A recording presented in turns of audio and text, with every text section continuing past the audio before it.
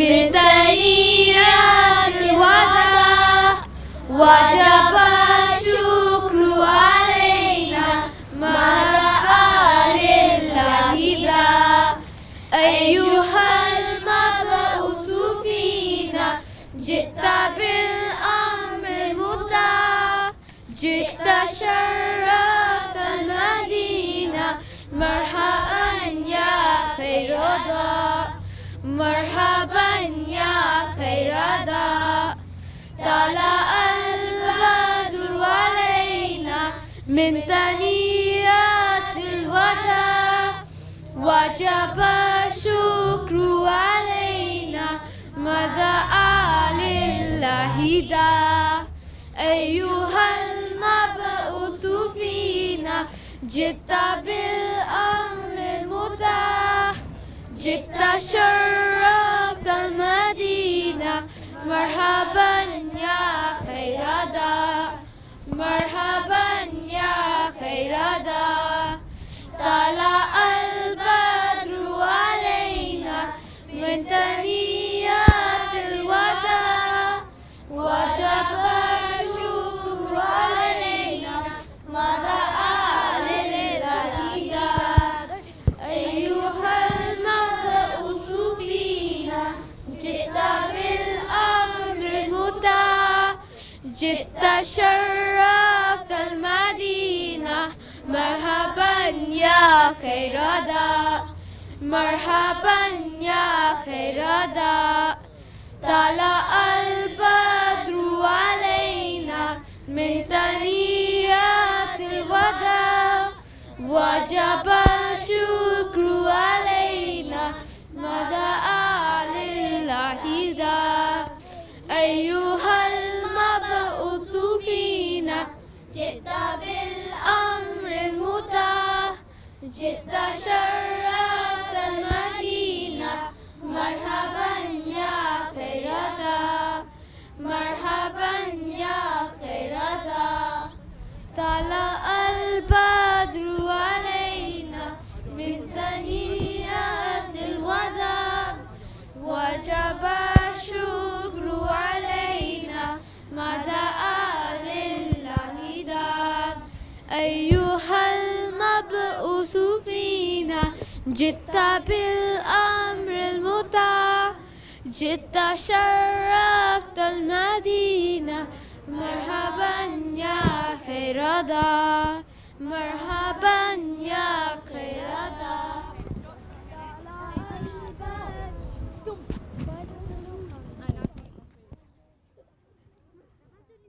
I thought you were someone else. I was trying to, That was funny. Wait, that's the bulletproof car I was on about. Yeah, no. Yes, It cost over millions of pounds. Can you turn it up slightly more? Just a little bit, just a little bit. Because he'll ask for prayer. But that's fine, that's fine.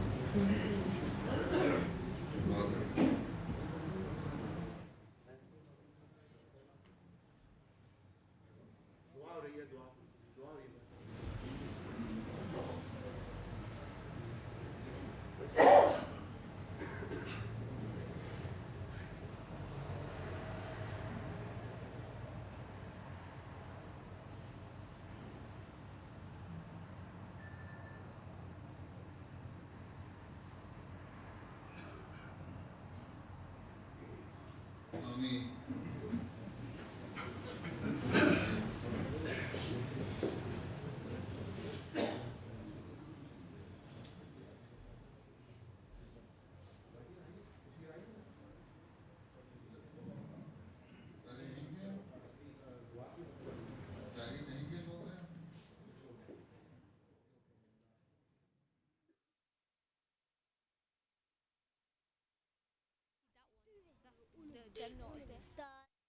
البدر علينا من ثنيات الوداع وجب الشكر علينا مرحبا لله دا أيها المبعوث فينا جئت بالأمر المطاع جئت شرفت المدينة مرحبا يا خير دا مرحبا يا خير دا طلع البدر علينا من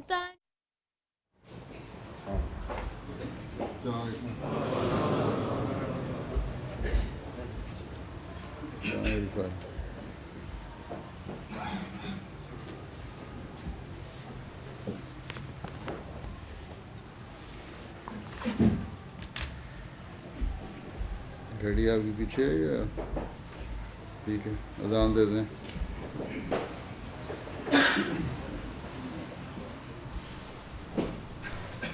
अल्लाहु अकबर अल्लाहु अकबर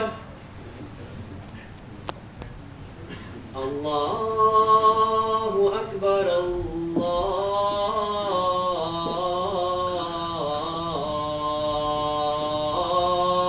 अल्लाहु अकबर अशहदु अन ला इलाहा इल्लल्लाह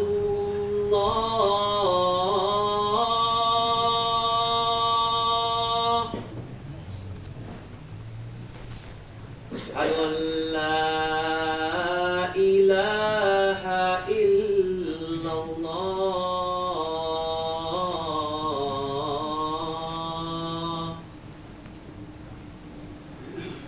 अशहदु अन्ना मुहम्मदर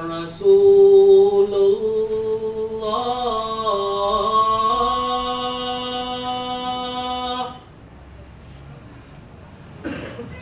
अशहदु अन्ना मुहम्मदर रसूलुल्लाह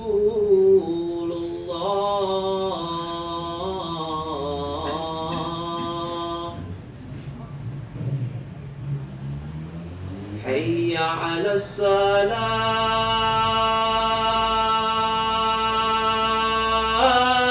الصلاة حي على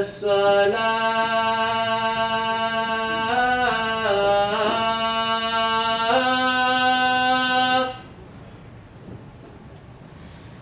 حي على الفلاح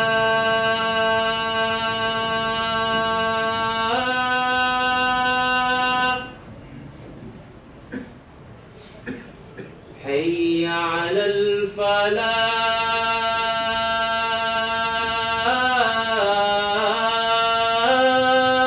الفلاح الله أكبر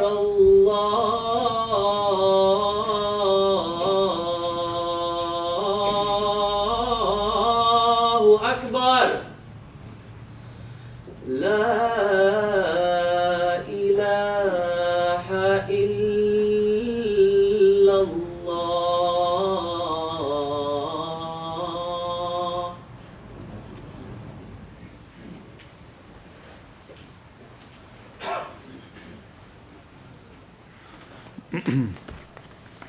अस्सलाम वालेकुम रहमतुल्लाह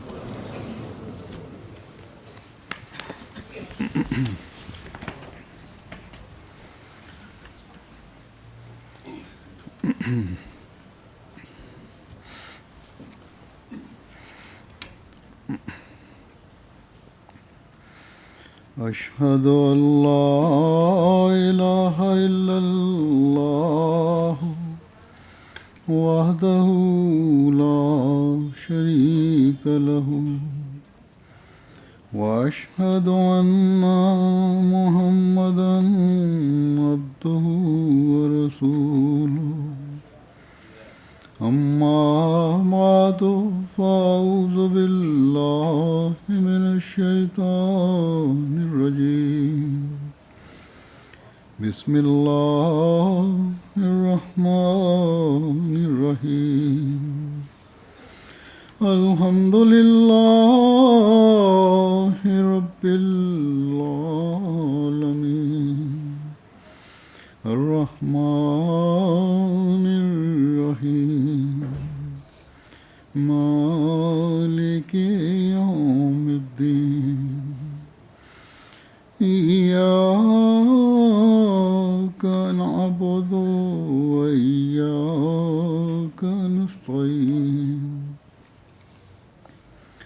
اهدنا الصراط المستقيم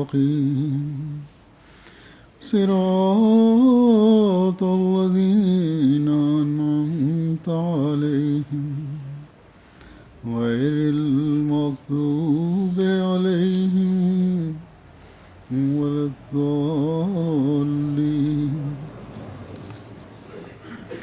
وأن المساجد لله فلا تدعوا مع الله أحدا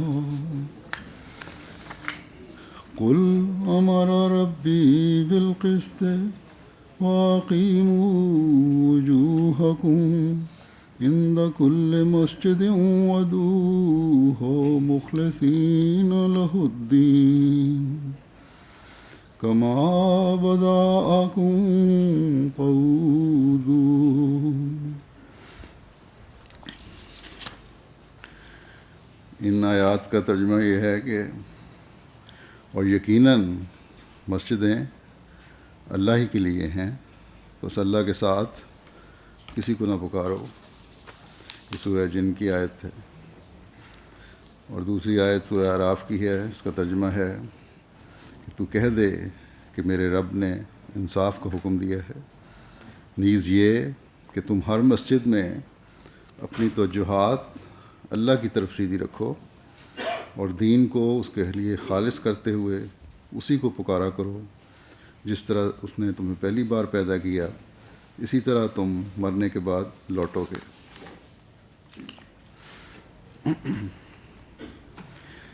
الحمدللہ آج اس علاقے میں ہمیں مسجد تعمیر کر کے اس کے افتتاح کی توفیق مل رہی ہے.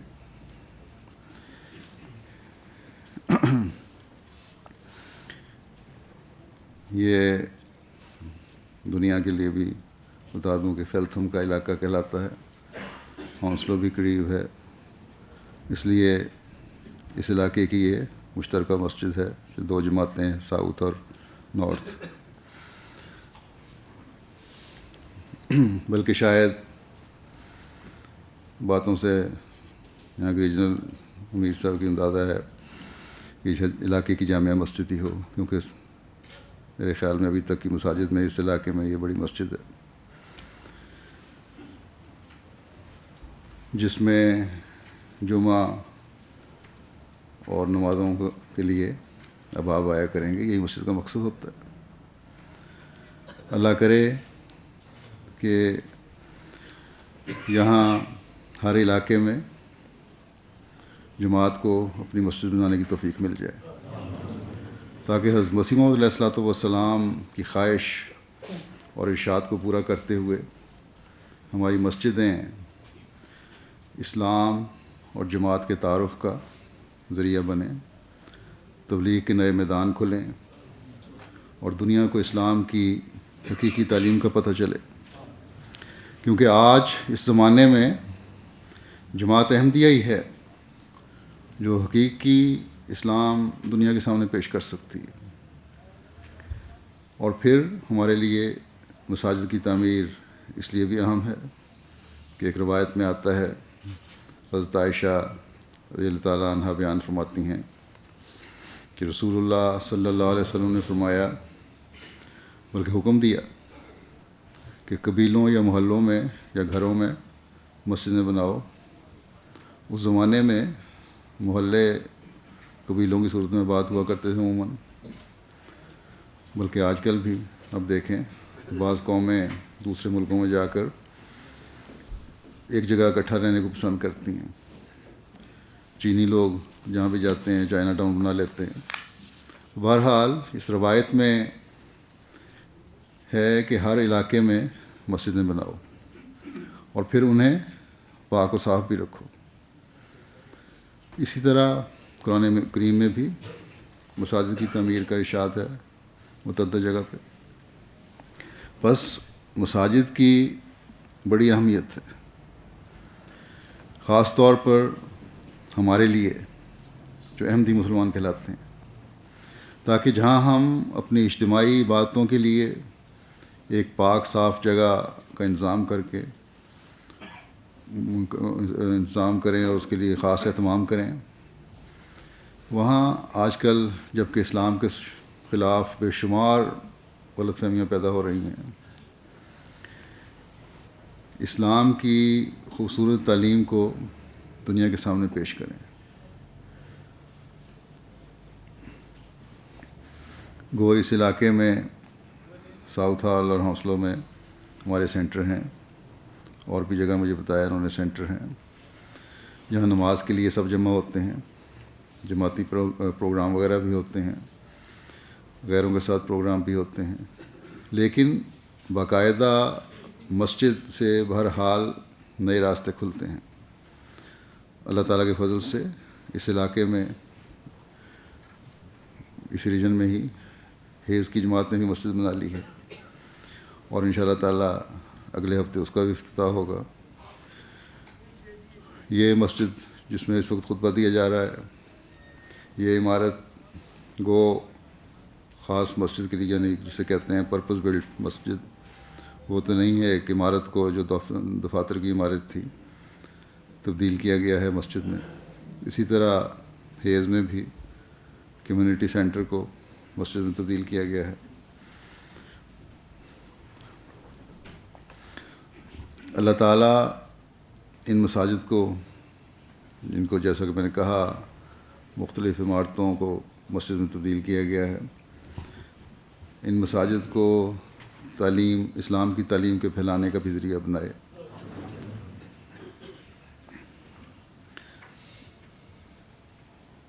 ہمارے ایمانوں میں ترقی کا بھی ذریعہ بنائے. اور ایمانوں میں ترقی ہے جو ہر مسجد کے ساتھ خاص طور پر وابستہ ہے. یہ آیات جو میں نے تلاوت کی ہیں، ان میں اللہ تعالیٰ نے مساجد کی اہمیت بیان فرمائی کہ مسجد کی اہمیت اور اس کے مقاصد کے بارے میں تمہیں کس طرح خیال رکھنا چاہیے. قرآن کریم میں دوسری جگہ بھی اس کا ذکر ملتا ہے. بہرحال ان آیات میں اللہ تعالیٰ فرماتا ہے کہ مساجد ایسی جگہیں ہیں جو خالصتاً اللہ تعالیٰ کے لیے ہیں. یہاں جو آئے خالص عبد بن کر آئے، اور مسجدوں میں کبھی کوئی کفر، شرک، بلکہ دنیاوی باتیں بھی نہ ہوں. اسی لیے حضرت صلی اللہ علیہ وسلم نے کاروباری باتیں بلکہ دنیاوی چیزوں کے، گمشدہ چیزوں کے اعلان کرنے سے بھی منع فرمایا.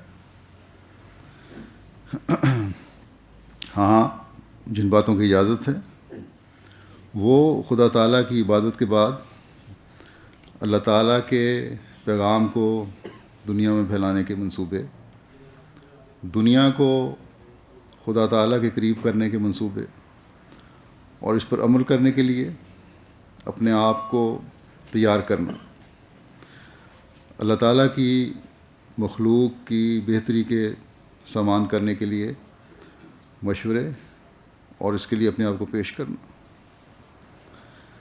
یہاں اس بات کی وضاحت ہو گئی اس پہلی آیت میں،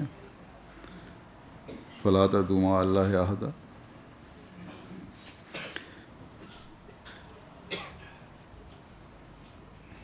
کہ جب ہم یہ کہتے ہیں کہ ہماری مساجد ہر ایک کے لیے کھلی ہیں، عموماً ہم یہی دنیا کو بتاتے ہیں. ایک تو اس کا یہ مطلب ہے جس کا عموماً ہماری مساجد میں اظہار ہوتا ہے کہ کوئی شخص چاہے کسی بھی مذہب کا ہو یا لا مذہب بھی ہو، یہاں آ سکتا ہے، آتا ہے، اور اس کے پروگرام بھی ہوتے ہیں. لیکن اللہ تعالیٰ کے اس حکم کو ہمیں ہمیشہ سامنے رکھنا ہوگا کہ مساجد اللہ تعالیٰ کی عبادت کے لیے ہیں. اگر ہم کسی دوسرے مذہب والے کو اجازت دیں عبادت کرنے کی، تو اس بات کی کہ جو خدا تعالیٰ کی خالص عبادت کا حصہ ہے، کیونکہ ہر مذہب میں ایک خدا کا تصور ہی پایا جاتا ہے، تو جو خدا تعالیٰ کی خالص عبادت کا حصہ ہے وہ تو تم بے شک ہماری مسجد میں کر سکتے ہو، اور جو بتوں کی عبادت کا حصہ ہے، جو شرک کے حصے ہیں، وہ بہرحال مسجد سے باہر جا کر. بس اس شرط کے ساتھ کوئی بھی مذہب رکھنے والا مسجد میں آ کر عبادت کر سکتا. مسجدیں وہ جگہ ہیں جہاں شرک کی بہرحال اجازت نہیں ہے. وَأَنَّ الْمَسَاجِدَ لِلَّهِ وَلَا تَدْعُوا مَعَ اللَّهِ أَحَدًا، کہ یقیناً مسجدیں اللہ تعالیٰ ہی کے لیے ہیں. ان کی تعمیر کا مقصد ہی ایک خدا کی عبادت کے لیے جمع ہونا ہے. یہ خدا تعالیٰ کا گھر ہیں، اور خدا تعالیٰ نے حکم فرمایا ہے کہ اگر میرے گھر میں عبادت کے لیے آنا ہے تو پھر میری اور صرف میری عبادت کرو، اور جو میرے احکامات ہیں ان پر عمل کرو. اس سے پہلی آیات میں بھی یہی مضمون چل رہا ہے کہ خدا تعالیٰ کی ذات ہی واحد و یگانہ ذات ہے، اور اس سے دور جانے والے اپنے کیے کی سزا بھگت لیں گے. اور حضرت صلی اللہ علیہ وسلم کی بعثت کے بعد تو یہ بات اور بھی زیادہ روشن اور واضح ہو گئی، اور اللہ تعالیٰ نے یہ فیصلہ کیا کہ اپنی وحدانیت کو دنیا میں اب حضرت صلی اللہ علیہ وسلم کے ذریعے سے قائم فرمائے گا، اور مساجد اس مقصد کو پورا کرنے کا ایک ذریعہ ہیں. اور اب دنیا میں اللہ تعالیٰ کی وحدانیت اور سچائی صرف اور صرف مساجد کے ذریعے ہی پھیلے گی. بس وہ لوگ جو حضرت صلی اللہ علیہ وسلم پر ایمان لانے کا دعویٰ کرتے ہیں، اور ہم جو حضرت صلی اللہ علیہ وسلم کے مقصد کو پورا کرنے کے لیے آنے والے آپ کے غلام صادق کی جماعت میں بھی شامل ہونے کا دعویٰ کرتے ہیں، ہمارا تو اب یہ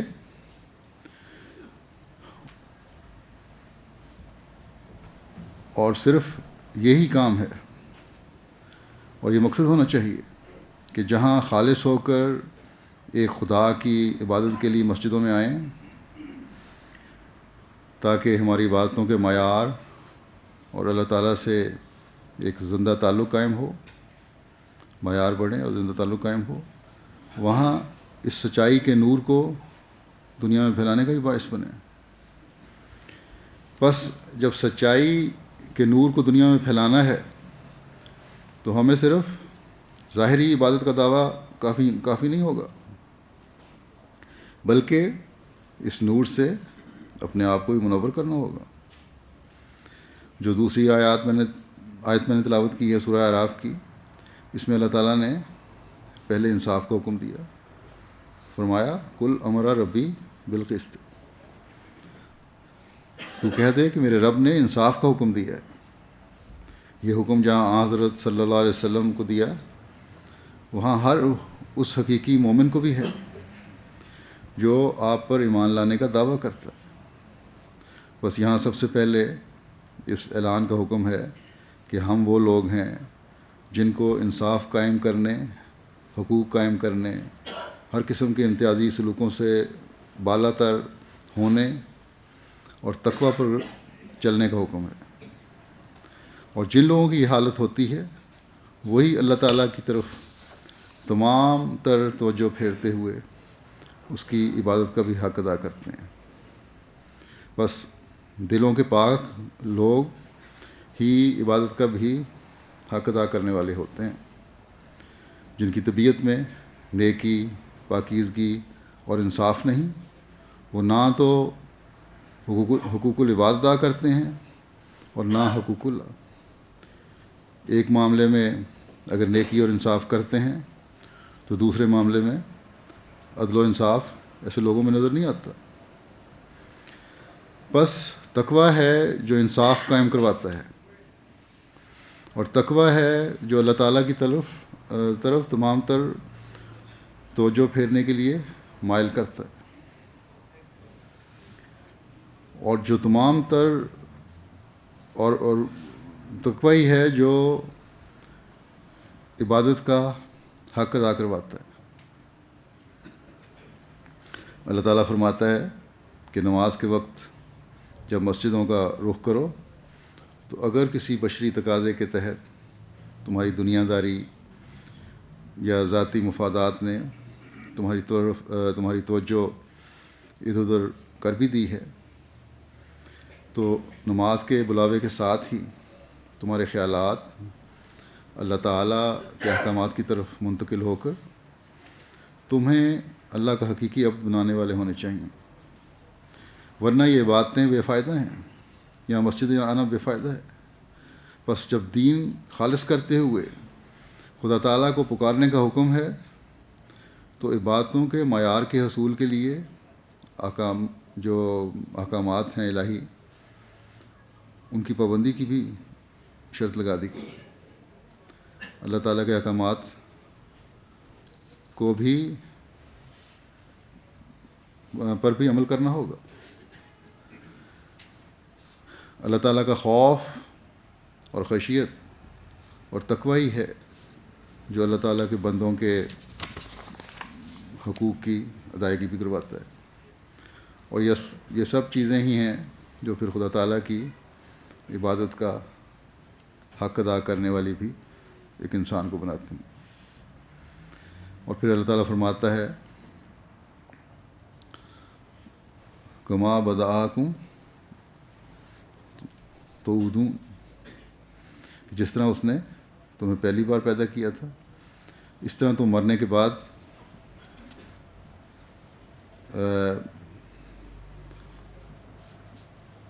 لوٹو گے اللہ تعالیٰ کی طرف۔ انسان کو یاد رکھنا چاہیے کہ دنیا میں کیے گئے اعمال اگلے جہان کی جزا سزا کا باعث بنتے ہیں۔ بس اللہ فرماتا ہے تمہاری جسمانی پیدائش کے مختلف مرحلے اور پھر یہ زندگی گزارنا تمہیں اس بات کی طرف توجہ دلانے والا ہونا چاہیے کہ مرنے کے بعد کی زندگی کے بھی مختلف دور ہیں جن میں سے روح نے گزرنا ہے۔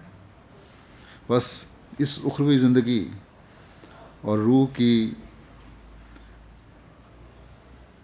بہتر نشو و نما کے لیے، صحیح نشو و نما کے لیے اپنے اس دنیا کے اعمال کے ذریعے فکر کرو، اور یہ فکر اسی وقت حقیقی رنگ میں ہو سکتی ہے جب اللہ تعالیٰ کی عبادت کا حق ادا کیا جائے اور اپنی عبادتوں کو خالص اللہ تعالیٰ کی رضا حاصل کرنے کے لیے بجا لایا جائے،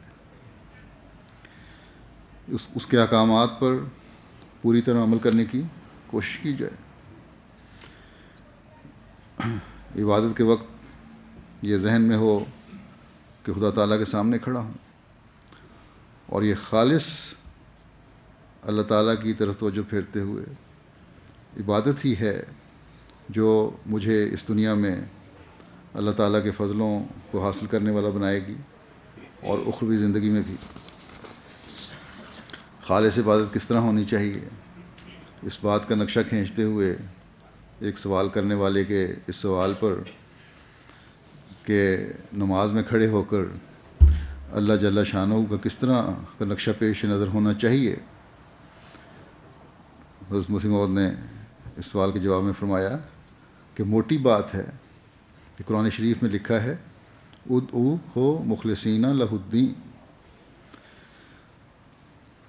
کہ اخلاص سے خدا تعالیٰ کو یاد کرنا چاہیے اور اس کے احسانوں کا بہت مطالعہ کرنا چاہیے۔ بے شمار احسانات ہیں انسان پر اللہ تعالیٰ کے، اور خاص طور پر جو یہاں رہنے والے ہیں، مذہبی آزادی بھی ہے اور دنیاوی معاملات میں بھی اللہ تعالیٰ کے بہت فضل اور احسان ہیں۔ فرمایا کہ اس کے احسانوں کو بہت مطالعہ کرنا چاہیے کہ اخلاص ہو، احسان ہو، اور اس کی طرف ایسا رجوع ہو کہ بس وہی ایک رب اور حقیقی کارساز ہے۔ عبادت کے اصول کا خلاصہ اصل میں یہی ہے کہ اپنے آپ کو اس طرح سے کھڑا کرے کہ گویا خدا کو دیکھ رہا ہے، اور یا یہ کہ خدا اسے دیکھ رہا ہے، ہر قسم کی ملونی اور ہر طرح کے شرک سے پاک ہو جاوے، اور اسی کی عظمت اور اسی کی ربوبیت کا خیال رکھے، ادعیہ معصورہ اور دوسری دعائیں خدا سے بہت مانگے، اور بہت توبہ استغفار کرے، اور بار بار اپنی کمزوری کا اظہار کرے تاکہ تزکیہ نفس ہو جاوے اور خدا سے سچا تعلق ہو جاوے اور اسی کی محبت میں محو ہو جاوے۔ بس یہ وہ حالت ہے جو ایک مومن کو اپنے اندر پیدا کرنے کی کوشش کرنی چاہیے، اور مسجد اس حالت کے پیدا کرنے اور اس کی یاد دہانی کروانے کا بہترین ذریعہ ہے۔ بس ہمیں ہمیشہ یاد رکھنا چاہیے کہ مسجد بننے سے ہماری ذمہ داری پہلے سے بہت زیادہ بڑھ گئی۔ جہاں ہم نے عبادتوں کے حق ادا کرنے ہیں، وہاں اللہ تعالیٰ کے باقی احکامات کی پابندی کی طرف بھی توجہ کرنی ہے، پہلے سے بڑھ کر توجہ دینی ہے، ورنہ مخلصین لہ الدین پر ہم عمل کرنے والے نہیں ہوں گے۔ حضرت مسیح موعود علیہ السلام ایک جگہ فرماتے ہیں کہ اب یہ زمانہ ہے کہ اس میں ریاکاری، عجب، خود بینی، تکبر، نخوت، رعونت وغیرہ صفات رذیلہ ترقی کر گئے ہیں، اور مخلصین لہ الدین وغیرہ صفات حسنہ جو تھے وہ آسمان پر اٹھ گئے۔ توکل، تفویض وغیرہ سب باتیں کالعدم ہیں، یعنی دنیا داری پر انحصار اور اپنی بڑائی، تکبر وغیرہ بڑھتا چلا جا رہا ہے۔ اللہ تعالیٰ پر توکل کم ہے، دنیا کے خداؤں کی طرف توجہ زیادہ ہے، اللہ تعالیٰ کی ربوبیت کی طرف توجہ کم ہے، عبادت کے حق بھی ادا نہیں کیے جاتے، اور جو کام اللہ تعالیٰ نے سپرد کیے ہیں، جن نیکیوں کا حکم دیا ہے، ان پر توجہ بالکل بھی نہیں ہے۔ فرماتے ہیں کہ ایسے لوگ پھر مخلصین لہ الدین کس طرح ہو سکتے ہیں، کس طرح یہ حق ادا کر سکتے ہیں؟ پھر آپ نے فرمایا اب خدا کا ارادہ ہے کہ ان کی تخم ریزی ہو، یعنی ان نیک کاموں کی تخم ریزی ہو۔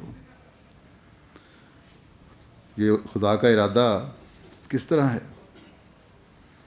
یہ اس زمانے میں حضرت مسیح موعود علیہ السلام کو بھیج کر اللہ تعالیٰ نے اپنے اس ارادے کو عملی جامہ پہنایا ہے۔ بس ہم جب حضرت مسیح موعود علیہ السلام کی طرف منسوب ہونے کا دعویٰ کرتے ہیں تو ہمیں دنیا داری سے ہٹ کر خالص ہونا ہوگا، اور جیسا کہ میں نے پہلے بھی کہا، تب ہی مسجد بنانے کا ہمارا مقصد پورا ہوگا۔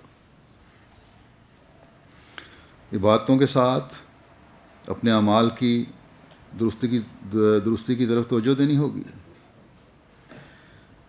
جو یہ کرے گا وہی حضرت مسیح موعود علیہ السلام کی بیعت کا حق ادا کرنے والا ہوگا۔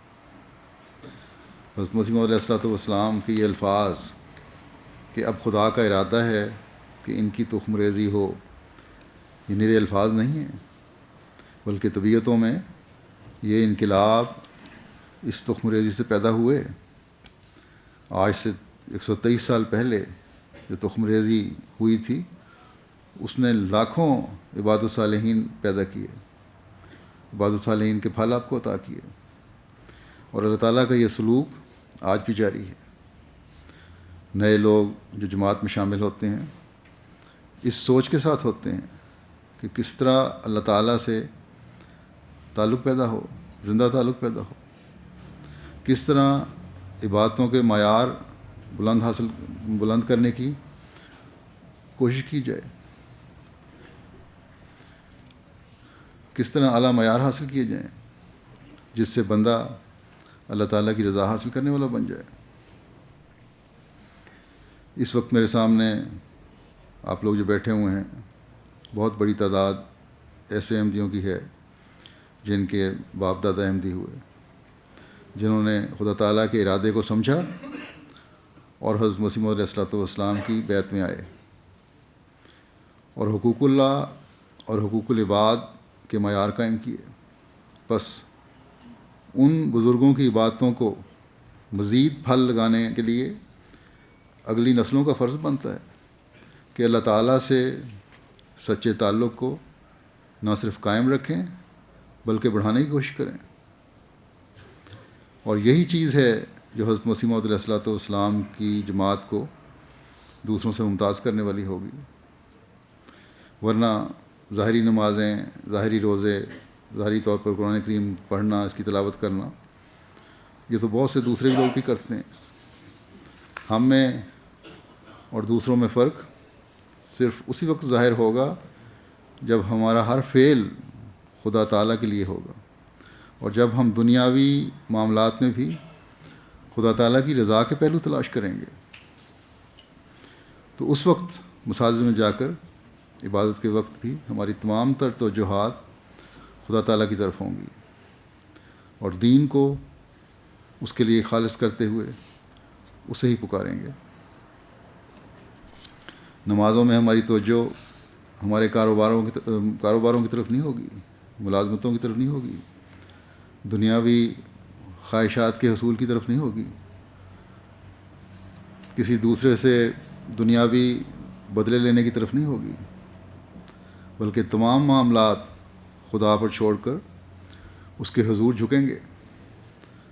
اللہ کرے کہ ہم اللہ تعالیٰ کی رضا کے حصول کے لیے اللہ تعالیٰ کے احکامات پر عمل کرنے والے ہوں، ان باتوں پر عمل کرنے والے ہوں جن کا اللہ تعالیٰ نے قرآن کریم میں ہمیں حکم دیا ہے، نیکیوں میں بڑھنے والے ہوں، تقویٰ میں ترقی کرنے والے ہوں، گناہوں اور زیادتی سے بچنے والے ہوں، اور اس کے خلاف جہاد کرنے والے ہوں. صرف بچنا ہی کام نہیں بلکہ اس کے خلاف جہاد بھی کرنا ہے.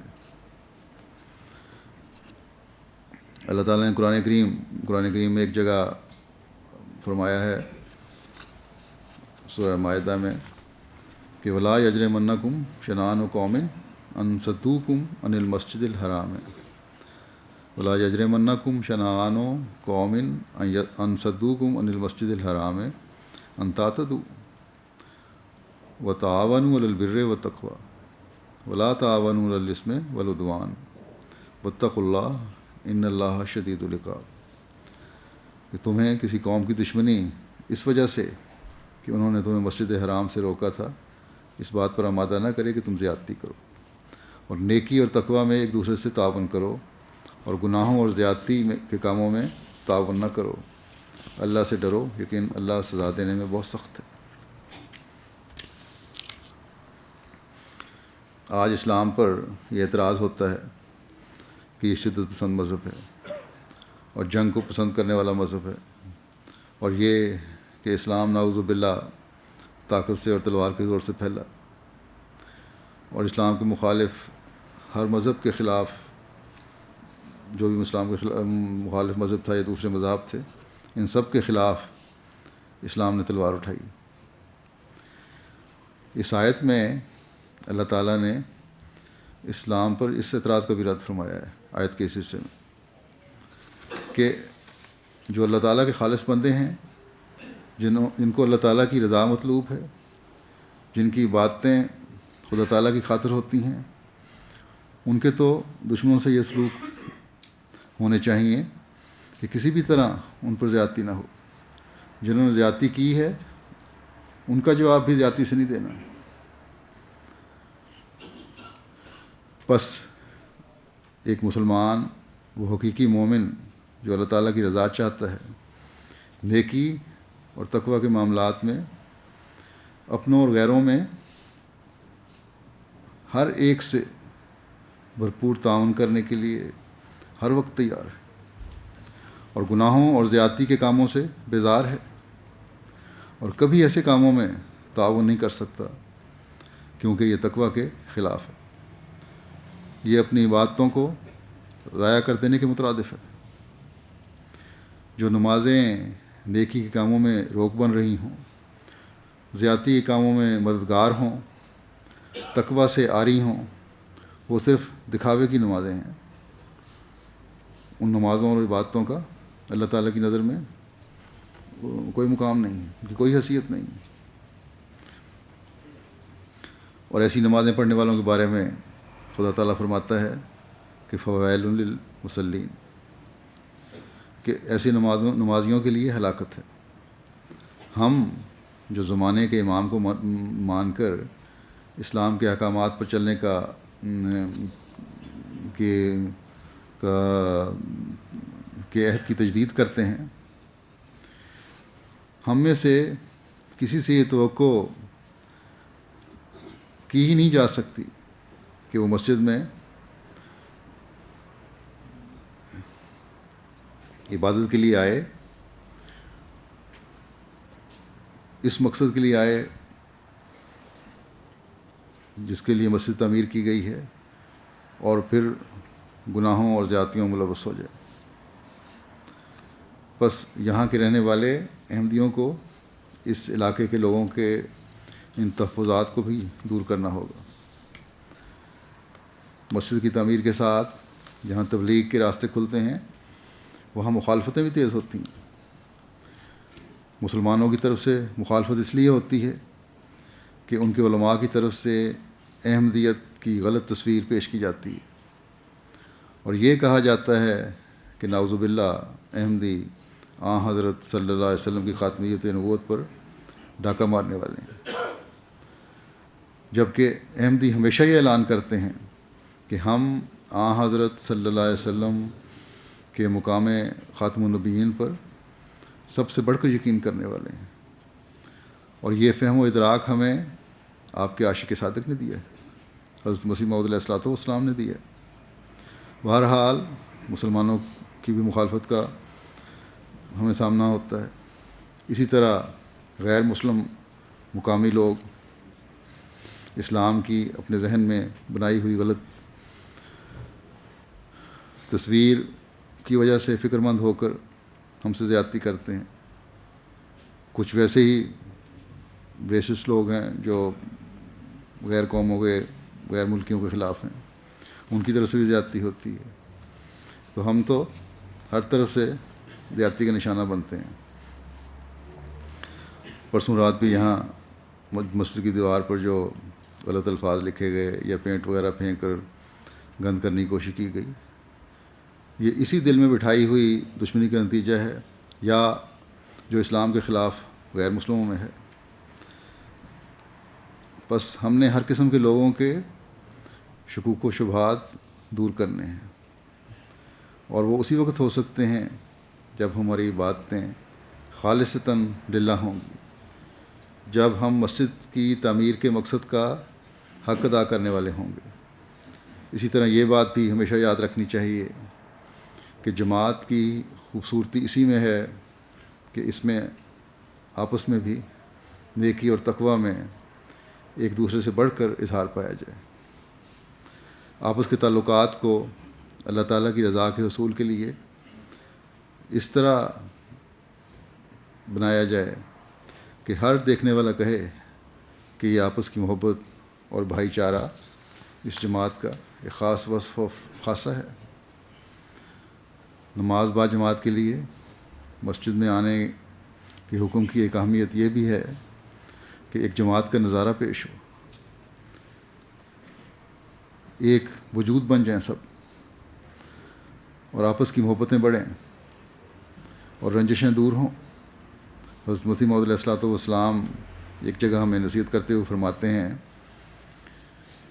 کہ یہ دستور ہونا چاہیے کہ کمزور بھائیوں کی مدد کی جاوے اور ان کو طاقت دی جاوے۔ یہ کس قدر نامناسب بات ہے کہ دو بھائی ہیں، ایک تیرنا جانتا ہے دوسرا نہیں، کیا پہلے کا یہ فرض ہونا چاہیے اور دوسرا نہیں، تو کیا پہلے کا یہ فرض ہونا چاہیے کہ وہ دوسرے کو ڈوبنے سے بچاوے یا اس کو ڈوبنے دے؟ اس کا فرض ہے کہ اس کو غرق ہونے سے بچائے۔ اسی لیے قرآن شریف میں آیا ہے تعاونوا علی البر والتقوی، کہ کمزور بھائیوں کا بار اٹھاؤ، عملی، ایمانی اور مالی کمزوریوں میں بھی شریک ہو جاؤ، بدنی کمزوریوں کا بھی علاج کرو۔ کوئی جماعت نہیں ہو سکتی جب تک کمزوروں کو طاقتور سہارا نہیں دیتے، اور اس کی یہی صورت ہے کہ ان کی پردہ پوشی کی جاوے۔ صحابہ کو یہی تعلیم ہوئی کہ نئے مسلموں کی کمزوریاں دیکھ کر نہ چڑھو، کیونکہ تم بھی ایسے ہی کمزور تھے۔ اسی طرح یہ ضرور ہے کہ بڑا چھوٹے کی خدمت کرے اور محبت اور ملائمت کے ساتھ برتاؤ کرے۔ پھر فرماتے ہیں دیکھو وہ جماعت نہیں ہو سکتی جو ایک دوسرے کو کھائے، اور جب چار مل کر بیٹھیں تو تو ایک اپنے غریب بھائی کا گلہ کریں اور نکتہ چینیاں کرتے رہیں اور کمزوروں اور غریبوں کی حقارت کریں اور ان کو حقارت اور نفرت کی نگاہ سے دیکھیں۔ ایسا ہرگز نہیں ہونا چاہیے، بلکہ اجماع میں چاہیے قوت آ جاوے اور وحدت پیدا ہو جاوے، جس سے محبت آتی ہے اور برکات پیدا ہوتے ہیں۔ کیوں نہیں کیا جاتا کہ اخلاقی قوتوں کو وسیع کیا جاوے، اور یہ تب ہوتا ہے کہ جب ہمدردی، محبت اور عفو اور کرم کو عام کیا جاوے اور تمام عادتوں پر رحم اور ہمدردی، پردہ پوشی کو مقدم کر لیا جاوے۔ ذرا سی بات پر ایسی سخت گرفتیں نہیں ہونی چاہیے جو دل شکنی اور رنج کا موجب ہوتی ہیں۔ جماعت تب بنتی ہے کہ بعض کی ہمدردی کریں، پردہ پوشی کی جاوے۔ جب یہ حالت پیدا ہو تب ایک وجود ہو کر ایک دوسرے کے جوارے ہو جاتے ہیں اور اپنے تئیں حقیقی بھائی سے بڑھ کر سمجھتے ہیں۔ خدا تعالیٰ نے صحابہ کو بھی یہی طریق و نعمت اخوت یاد دلائی ہے۔ اگر وہ سونے کے پہاڑ بھی خرچ کرتے تو وہ اخوت ان کو نہ ملتی جو رسول اللہ صلی اللہ علیہ وسلم کے ذریعے ان کو ملی۔ اسی طرح پر خدا تعالیٰ نے یہ سلسلہ قائم کیا ہے اور اسی قسم کی اخوت یہاں قائم کرے گا۔ بس یہ انقلاب پیدا کرنے کے لیے حضرت مسیح موعود علیہ الصلوۃ والسلام آئے تھے کہ تقویٰ کو دنیا میں دوبارہ قائم کریں اور حقوق اللہ اور حقوق العباد ادا کرنے والے عباد الرحمن کا خالص گروہ بنائیں۔ بس ہماری خوشی صرف مسجد کی تعمیر کے ساتھ نہیں ہے، بلکہ مسجدوں کی تعمیر کے ساتھ مخلصین لہ الدین پر عمل کرتے ہوئے حقیقی عبد بننے میں۔ اس مادی دور میں جب کہ ہر طرف مادیت کے حصول کے لیے، دنیا داری کے لیے ایک دوڑ لگی ہوئی ہے، یہ معیار حاصل کرنا یقیناً اللہ تعالیٰ کے فضلوں کو کھینچنے والا بناتا ہے۔ آج اللہ تعالیٰ کے فضل سے حضرت مسیح موعود علیہ الصلوۃ والسلام کے ذریعے حقیقی اسلام کا پیغام دنیا کے کونے کونے میں پہنچ رہا ہے، جہاں غیر مسلم بھی اسلام قبول کر کے عباد الرحمن بن رہے ہیں، وہاں مسلمان بھی بدعتوں سے دور ہٹ کر حقیقی اسلام کو سمجھ رہے ہیں اور آپ کی بیعت میں شامل ہو رہے ہیں۔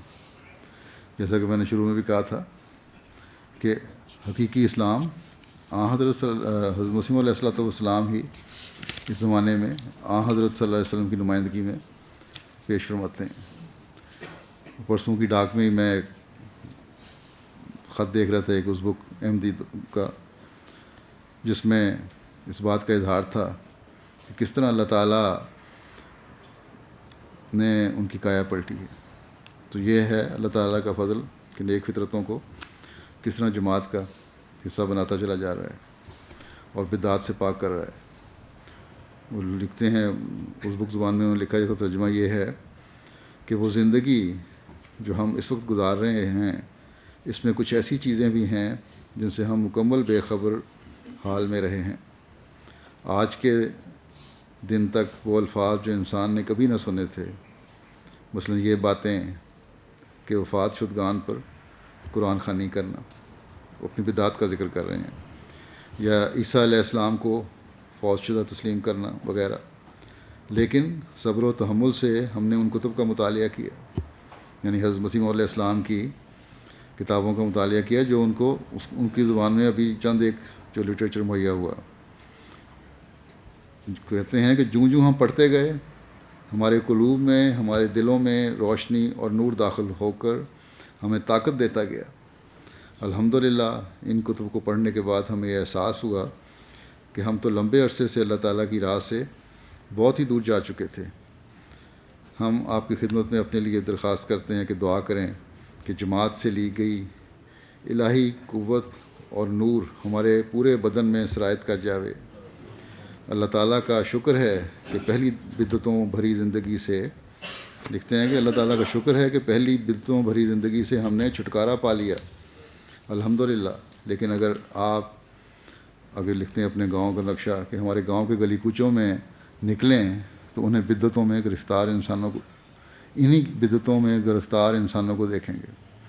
بس نئے آنے والے کس طرح چھٹکارے پا رہے ہیں، اور ہمیں خاص طور پر بہت کوشش کرنی چاہیے، جیسا میں نے ذکر کیا بہت سے بزرگوں کی اولادیں ہیں کہ اپنے اندر سے بدعتوں کو دور کریں، ظاہری رسم و رواج کو دور کریں، صرف زمانے کی رو میں نہ بہتے چلے جائیں، نہیں تو یہ نئے آنے والے آگے نکلنے والے ثابت ہوں گے. لکھتے ہیں کہ یہ خط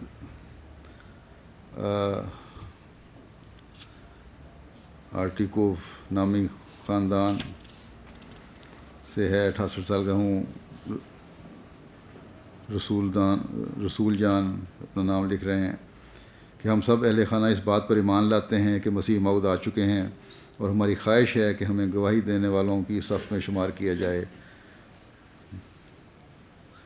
اور اس کے ساتھ ہم آپ کی خدمت میں یہ بھی درخواست دعا کرتے ہیں کہ اللہ تعالیٰ ہماری آئندہ نسلوں میں علماء اسلام اور مسلمان ڈاکٹر پیدا کرے، جب ان کے ہاں ڈاکٹروں کی بھی کمی ہوگی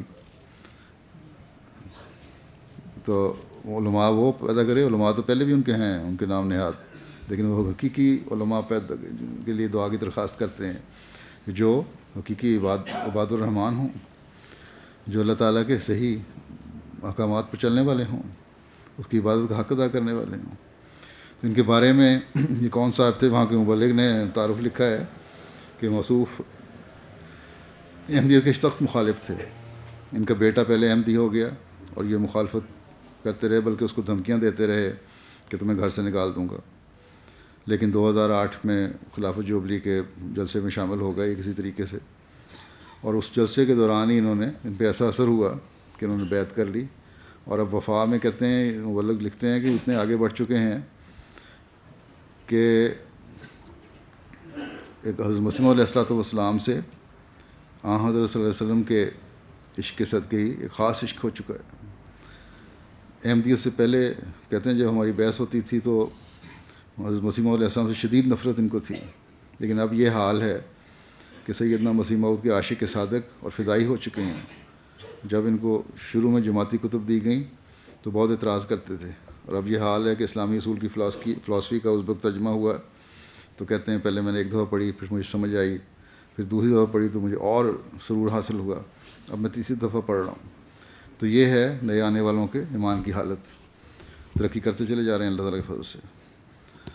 اللہ تعالیٰ کرے کہ ایسے لوگ، یہ بھی رشین ملکوں میں شمار ہونے والی ایک اسٹیٹ ہی ہے، کہ وہ وقت آئے جب ہم حضرت مسیح کے الہام کو یہاں بھی پورا ہوتے دیکھیں کہ ریت کے ذروں کی طرح احمدیت وہاں نظر آئے ہمیں. بس اس زمانے میں حضرت مسیح علیہ الصلوۃ والسلام کے ذریعے سے حقیقی اسلام کا دنیا کو پتہ چل رہا ہے. یہ وہ علاقے ہیں جہاں ابھی ہماری مسجدیں نہیں ہیں، بلکہ تبلیغ کی بھی کھل کے اجازت نہیں ہے. لیکن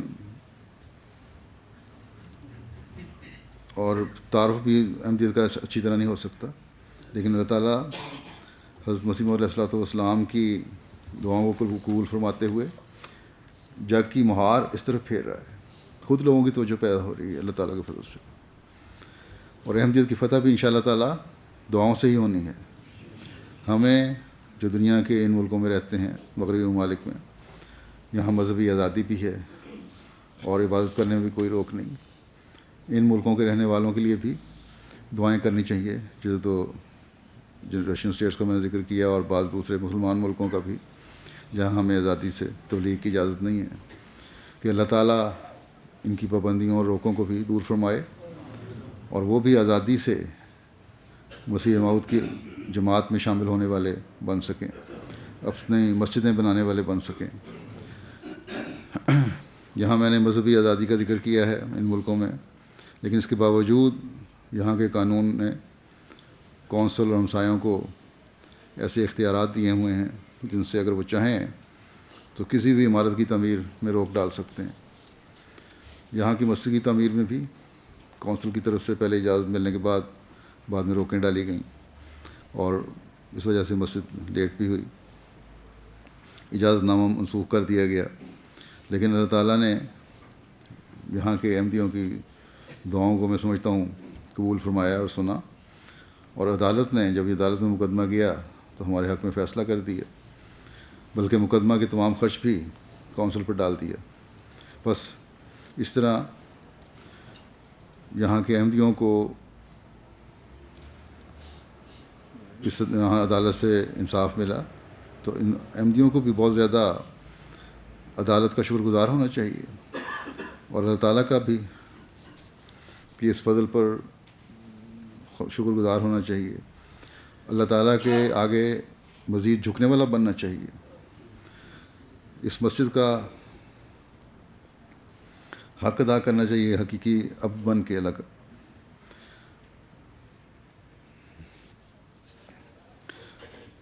اس کے لیے باقاعدہ شکر گزاری کے لیے باقاعدہ مسجد میں 5 وقت یہاں نمازیوں کو آنا چاہیے۔ ایک حدیث میں آتا ہے، حضرت ابو ہریرہ رضی اللہ تعالیٰ عنہ سے روایت ہے کہ رسول اللہ صلی اللہ علیہ وسلم نے فرمایا کہ ملائکہ تم میں سے ہر ایک کے لیے دعا مانگتے رہتے ہیں جب تک کہ وہ اپنی نماز کی جگہ میں ٹھہرا رہتا ہے جس میں کہ اس نے نماز پڑھی۔ فرشتے کہتے ہیں کہ اے اللہ اسے بخش دے، اے اللہ اس پر رحم کر۔ کتنے خوش قسمت ہیں وہ لوگ جن کے لیے فرشتے دعائیں کریں، اور پھر ان کی دعاؤں کے ساتھ ایسے لوگوں کی اپنی دعائیں بھی شامل ہو کر اللہ تعالیٰ کے فضلوں کو جذب کرنے والی ہوں۔ جس کو اللہ تعالیٰ کی بخشش اور اس کا رحم مل گیا، اسے اور کیا چاہیے؟ اللہ تعالیٰ ہمیں ان لوگوں میں شامل فرمائے جو اللہ تعالیٰ کی بخشش اور رحم کے حاصل کرنے والے بنتے ہیں۔ آخر میں مسجد کی تعمیر کے بارے میں بھی جو مجھے معلومات دی گئی ہیں ان کا بھی مختصر ذکر کر دوں۔ کچھ ذکر تو شروع میں ہو گیا کہ کس طرح یہ مسجد بنی اور عمارت کو تبدیل کیا گیا، دفتری عمارت کو۔ اس کی خرید پر اور تعمیر پر تقریباً 9 لاکھ پاؤنڈ خرچ آیا ہے، اور اللہ تعالیٰ کے فضل سے جماعت نے، میرا خیال ہے ہونسلوں کی 2 جماعتوں نے، یہی مجھے بتایا گیا کہ زیادہ تر خرچ اٹھایا، اور ریجن نے بھی بعض جگہوں سے دوسری جماعتوں نے بھی چندے دیے ہوں گے۔ اگر صرف ہونسلوں کی اور فیلتھم کی جماعتوں کو شمار کیا جائے تو 200 کے قریب یہاں چندہ دہند بنتے ہیں۔ کل تعداد تو ان کی 600 ہے، تو اس نے یہ خرچ اٹھایا اور مسجد بنائی۔ اگر ریجن کو بھی شامل کر لیا زیادہ سے زیادہ 400 کے قریب بن جائیں گے، پھر بھی یہ کافی بڑی رقم ہے۔ جو بھی صورتحال ہو، بڑی اللہ تعالیٰ کے فضل سے قربانی دی ہے جماعت نے، اللہ تعالیٰ ان کی قربانیوں کو قبول فرمائے۔ اور خاص طور پر 6 اشخاص ایسے ہیں جن کی بڑی قربانیاں ہیں، جنہوں نے تقریباً 2,80,000 کے قریب قربانی کی ہے۔ ایک نے 1 لاکھ سے اوپر ادائیگی کی، باقی نے 20,000 سے لے کے 50,000 کے قریب تک۔ اللہ تعالیٰ ان سب کے اموال و نفوس میں بے انتہا برکت عطا فرمائے۔ آخر پر پھر یاد دہانی کے طور پر میں کہتا ہوں کہ مسجد کا حق اس کی تعمیر سے یا 10، 20، 50,000 یا لاکھ پاؤنڈ کی قربانی سے حاصل نہیں ہوتا۔ یہ مقصد کبھی اس طرح حاصل نہیں ہوگا۔ اصل مقصد اس کو آباد کرنے سے حاصل ہوتا ہے، اور آبادی بھی ایسی جو خالصتاً للہ ہو، خالص ہو کر اللہ تعالیٰ کی عبادت کرنے کے لیے ہو، اور مسجد سے باہر نکل کر بھی اس عبادت کا ایسا اثر ہو کہ خدا تعالیٰ کے بندوں کا حق ادا کرنے والے بنیں، نیکی اور تقوی میں ترقی کرنے والے بنیں۔ اور یہی چیز ہمیں حضرت مسیح موعود علیہ الصلوۃ والسلام کی بیعت کا حق ادا کرنے والا بنائے گی۔ اللہ تعالیٰ ہمیں اس کی توفیق عطا فرمائے۔ ایک دعا کی بھی تعریف کرتا ہوں۔ آج کل پاکستان میں تو روز ہمارے ساتھ معاملات ہوتے ہی ہیں، انڈیا میں بھی حیدرآباد دکن میں ہماری مسجدوں پر غیروں کی نظر ہے اور قبضہ کرنے کی کوشش کر رہے ہیں، اور کیونکہ وہاں مسلمان بھی کافی تعداد میں ہیں، اس لیے ان کے شور سے حکومت بھی کچھ ان کے زیر اثر آ رہی ہے۔ اللہ تعالیٰ ان کے شر سے ہمیں بچائے۔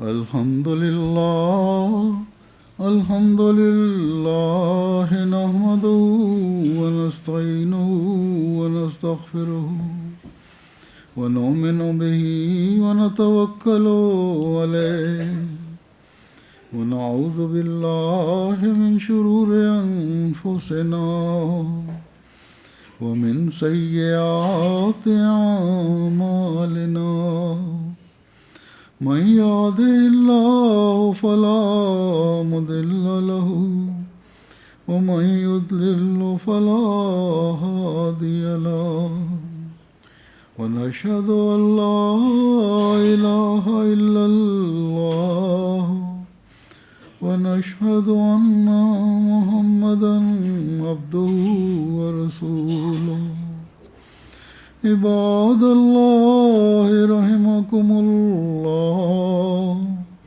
إن الله يأمر بالعدل والإحسان وإيتاء ذي القربى وينهى عن الفحشاء والمنكر والبغي يعظكم لعلكم تذكرون اذكروا الله يذكركم اذكروا الله يذكركم وادعوه يستجب لكم ولذكر الله